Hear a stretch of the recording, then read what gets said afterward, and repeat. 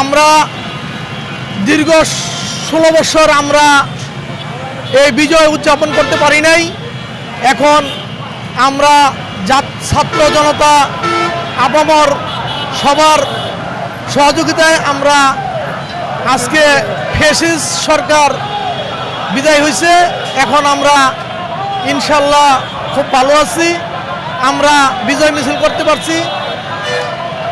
জনাব মোস্তাফিজুর রহমান ভূঁইয়া সাহেবের নির্দেশে আমরা এই বিজয় মিছিল উদযাপন করলাম এবং আমাদের কাছ থেকে আজকে অনেক ভালো লাগছে এবং মোস্তাফিজ ভূঁইয়া দীপু ভাইয়ের দীর্ঘায়ু এবং মঙ্গল কামনা করি।